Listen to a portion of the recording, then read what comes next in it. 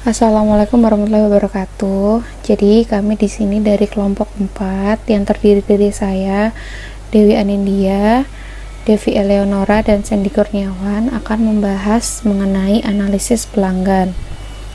Yang dimana pada bab analisis pelanggan ini dibagi menjadi 4 subbab.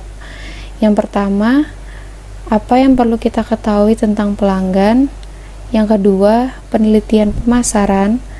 Yang ketiga, proses penelitian pemasaran, dan yang keempat, mengatur informasi pelanggan.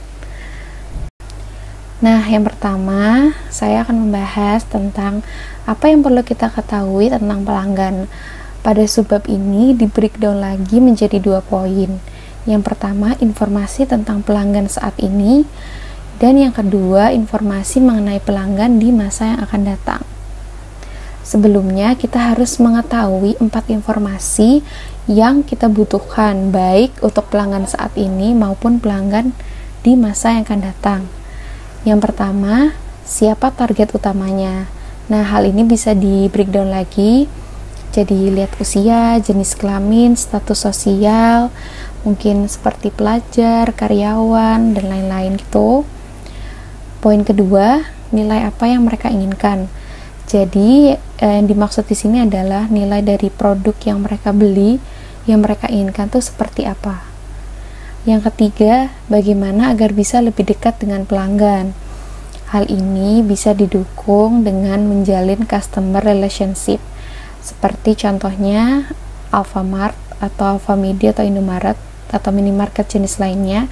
Biasanya mereka mengeluarkan member dan mengadakan promo atau diskon khusus untuk member-member dari supermarket tersebut. Itu bisa mendukung customer relationship dan lebih dekat dengan pelanggan. Dan poin terakhir adalah bagaimana melayani dengan maksimal. Hal ini dapat didukung dengan cara menerima kritikan dan saran dari pelanggan, baik melalui media sosial atau kritikan langsung. Kita akan membahas poin-poin mengenai apa yang harus diperhatikan untuk mengklasifikasi atau menganalisis pelanggan di masa yang akan datang. Di sini ada 3 poin akan saya jelaskan dan saya berikan contohnya. Yang pertama, bagaimana pelanggan dan kebutuhan mereka dapat berubah. Di sini pelanggan berubah itu maksudnya sifat dan sikap membeli atau mengkonsumsi barang, dimana otomatis kebutuhannya akan berubah. Contohnya, perusahaan Nintendo itu sudah bisa memprediksi bahwa di masa yang akan datang masyarakat akan ketergantungan dengan gadget karena lebih mudah dibawa kemana-mana dan bisa dipakai kapan aja. Makanya Nintendo mengeluarkan produk Nintendo Switch dan Nintendo Switch Lite agar produknya itu bisa tetap dinikmati masyarakat tapi juga bisa dibawa kemana-mana dan dipakai kapan aja. Jadi Nintendo nggak akan kehilangan konsumennya. Yang kedua, pelanggan baru mana yang harus kita achieve atau target pasar baru mana yang harus kita achieve. Contohnya lagi dari perusahaan mobil, mungkin dulu tuh mobil bisa dibeli sama orang-orang yang menengah ke atas. Nah, di sini Daihatsu bisa memprediksi kalau misalkan masyarakat menengah ke bawah ini juga mereka membutuhkan mobil dan ingin beli mobil. Akhirnya Daihatsu menentukan masyarakat menengah ke bawah adalah target pasar mereka yang baru. Terus yang ketiga, bagaimana cara mendapatkan pangsa pasar yang baru. Ini contohnya masih relate dengan yang nomor 2, yaitu dari Daihatsu.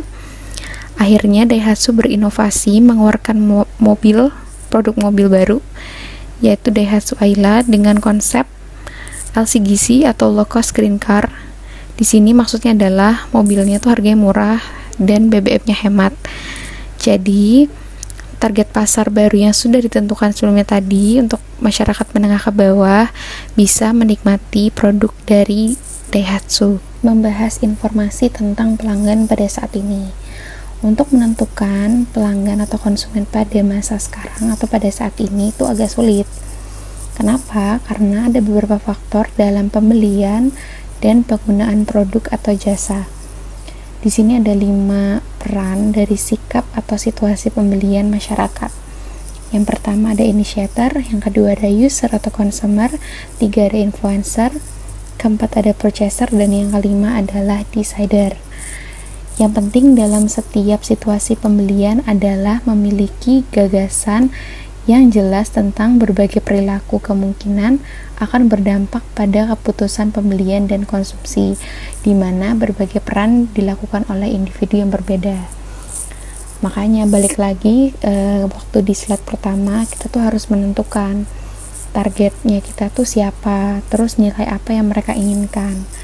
Nah, jadi meskipun masyarakat terpengaruh dari influencer atau dari orang-orang lainnya, tapi kita tuh udah mengetahui karakter atau sifat dari konsumen kita tadi, karena kita sudah menentukan targetnya kita itu siapa, terus nilai apa yang mereka inginkan. Jadi nggak cuma beli karena terpengaruh dari orang lain, tapi kalau misalkan kita tahu nilainya apa yang mereka inginkan atau yang konsumen inginkan dari produk atau layanan yang kita berikan, maka kita tuh bisa menentukan atau mengambil keputusan ke depannya.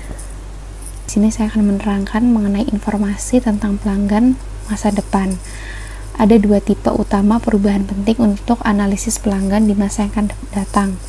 Yang pertama adalah perubahan pada pelanggan yang sudah ada, yaitu keinginan, kebutuhan, dan harapan mereka. Keinginan dan kebutuhan serta harapan mereka dapat dipengaruhi dari kondisi dan status mereka, bisa status sosial atau kondisi ekonomi yang berubah, maka sifat pelanggan juga ikut berubah, serta kebutuhannya juga pasti akan mempengaruhi ikut berubah, dan harapan mereka dari produk dan layanan yang mereka beli juga akan berubah. Yang kedua, jenis perubahan kedua berasal dari pelanggan yang baru berpotensi muncul target yang lebih menarik. Segmen yang mungkin kurang menarik pada satu titik waktu mungkin menjadi lebih menarik di masa depan. Sebagai perubahan sosial, budaya, dan ekonomi telah mempengaruhi standar hidup sehingga mempengaruhi permintaan barang dan jasa. Saya Sandy Kurniawan. Saya akan menjelaskan tentang penelitian pemasaran. Yang pertama, catatan perusahaan. Di dalam catatan perusahaan itu ada profil pelanggan. Apa sih yang dimaksud dengan profil pelanggan? Profil pelanggan adalah karakteristik atau variabel yang mengidentifikasi konsumen. Contohnya seperti usia, jenis kelamin, pendidikan, status perkawinan, pekerjaan, atau area tempat tinggal, dan kelas sosial. Di dalam catatan perusahaan dalam mengidentifikasi konsumen terhadap loyalitas pelanggan dibagi menjadi 10 kategori. Yang pertama, kekayaan. Kekayaan itu status individu atau kepemilikan sejumlah kapital atau kekuatan ekonomi. Yang kedua, promosi. Promosi adalah suatu produk atau merek yang ingin diiklankan untuk menghasilkan penjualan dan menciptakan loyalitas merek atau brand. Yang ketiga, quick intent. Quick intent adalah pelanggan yang berniat untuk berhenti membeli produk atau layanan suatu perusahaan. Selanjutnya, komplain. Komplain yaitu menunjukkan perasaan pelanggan yang kurang nyaman akan produk atau layanan yang diberikan. Selanjutnya, kredit. Kredit itu sendiri penyedia uang untuk menguntungkan perusahaan. Selanjutnya, gaya hidup. Gaya hidup adalah kebutuhan sekunder manusia. Selanjutnya, yang kebiasaan mengkritik atau sesuatu yang diutarakan oleh karyawan terhadap perusahaan atas kekecewaannya. Penelitian di luar standar. Ada 4 jenis utama dalam mengklasifikasikan penelitian di luar, yaitu penelitian sekunder. Penelitian sekunder sendiri itu penelitian yang menggunakan objek atau gambaran dari data yang sudah dipubliskan. Apa sih penelitian sekunder? Menurut saya, penelitian sekunder itu penelitian yang menggunakan bahan penunjang untuk melengkapi suatu analisis data. Biasanya menggunakan gambaran umum atau objek penelitian. Selanjutnya, penelitian utama atau penelitian primer. Penelitian ini biasanya dilakukan di mana sumber-sumber sekunder tidak dapat memberikan perincian informasi yang diperlukan untuk menyelesaikan masalah tertentu untuk cukup dalam membantu pengambilan keputusan. Jadi, penelitian utama atau penelitian primer yaitu penelitian yang terdiri dari permasalahan pokok yang diteliti, seperti bagaimana strategi pemasaran produk. Biasanya penelitian primer ini sering melibatkan pengumpulan data baru langsung dari pelanggan atau dari perantara distribusi seperti pengecer atau pedagang grosir. Selanjutnya, penelitian sindikasi. Penelitian sindikasi sendiri yaitu dilakukan oleh agensi riset pemasaran yang lebih besar dan hasilnya dijual kepada siapapun yang akan membeli. Jadi penelitian sindikasi yaitu penelitian yang dilakukan oleh organisasi dalam mengetahui target pasar yang dibutuhkan oleh perusahaan yang hasilnya dapat dijual kepada siapapun. Terus penelitian bersama. Penelitian bersama yaitu penelitian di mana beberapa biaya dan pekerjaan lapangan dibagi oleh sejumlah perusahaan tapi hasilnya tidak. Penelitian ini biasanya jadi penelitian bersama, yaitu penelitian dengan menggunakan kolaborasi, biasanya menggunakan kerangka sampling atau metodologi yang telah ditentukan sebelumnya. Selanjutnya, penelitian yang dibuat khusus. Penelitian yang dibuat khusus adalah penelitian yang dilakukan organisasi untuk melakukan riset agar dapat merancang penelitian sesuai dengan kebutuhan perusahaan. Sedangkan penelitian yang dibuat khusus mempunyai dua teknik, yaitu teknik kualitatif dan teknik kuantitatif. Teknik kualitatif sendiri yaitu metode wawancara yang tidak struktur atau semi struktur yang dirancang untuk mendorong responden untuk menjawab secara bebas dan mengungkapkan perasaan, pendapat, dan motivasi mereka yang sebenarnya.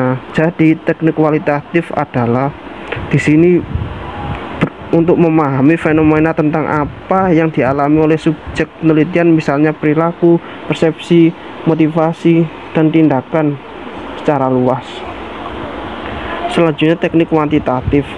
Teknik kuantitatif sendiri yaitu di mana teknik penelitian kuantitatif itu mencakup survei, metode observasi, dan eksperimen pada satu jenis lainnya. Jadi metode teknik kualitatif yaitu metode yang menggunakan proses data yang berupa angka sebagai alat untuk menganalisis dan melakukan kajian penelitian, terutama mengenai apa yang sudah ada diteliti. Selanjutnya, saya Devi Eleonora akan menjelaskan tentang proses penelitian pemasaran, di mana proses penelitian pemasaran ini ada 4 tahap. Yang pertama, definisi masalah, di mana tahap ini yaitu untuk mendefinisikan dengan jelas masalah yang harus ditangani. Biasanya, melakukan diskusi antara internal atau eksternal ke perusahaan dan pengambil keputusan pemasaran diperlukan untuk memastikan bahwa proyek penelitian menangani masalah yang benar. Tahap kedua yaitu penelitian eksplorasi. Tahap penelitian eksplorasi ini akan digunakan untuk mengidentifikasi kesenjangan informasi dan menentukan kebutuhan untuk penelitian lebih lanjut. Penelitian ini dapat menggunakan catatan perusahaan untuk mengukur pasar. Penelitian ini juga harus berusaha mengidentifikasi pesaing yang relevan dan mengeksplorasi kekuatan serta kelemahan mereka dalam melayani pasar. Selanjutnya, di tahap yang ketiga adalah penelitian kuantitatif. Sebelumnya, saya akan menjelaskan tentang penelitian kualitatif terlebih dahulu. Penelitian kualitatif akan membantu dalam merumuskan hipotesis tentang bagaimana pasar tersegmentasi dan faktor-faktor apa yang mempengaruhi pembelian. Karena sampel kecil dan biasanya tidak representatif, tidak mungkin cukup dalam dirinya sendiri untuk tujuan segmentasi. Biasanya, hal ini akan diikuti oleh studi kuantitatif menggunakan sampel yang cukup besar dan acak untuk memungkinkan ukuran segmen pasar serta kekuatan opini untuk diukur. Studi kuantitatif semacam itu akan meminta responden untuk mengevaluasi produk yang bersaing pada serangkaian atribut yang telah diidentifikasi sebagai peran penting selama penelitian kualitatif. Selanjutnya, responden dapat diminta untuk menilai seberapa penting bagi mereka secara pribadi pada setiap atribut dan untuk mengekspresikan karakteristik apa yang dimiliki produk bagi mereka. Tahap yang terakhir adalah tahap analisis dan interpretasi. Setelah pengumpulan data pada tahap sebelumnya, maka teknik dan model statistik dapat digunakan untuk mengubah data yang dihasilkan menjadi informasi yang bermakna untuk membantu segmentasi. Terdapat dua analisis yang digunakan, yaitu analisis faktor dan analisis kluster. Analisis faktor dapat digunakan untuk mengurangi sejumlah besar pernyataan sikap faktor-faktor yang mendasarinya.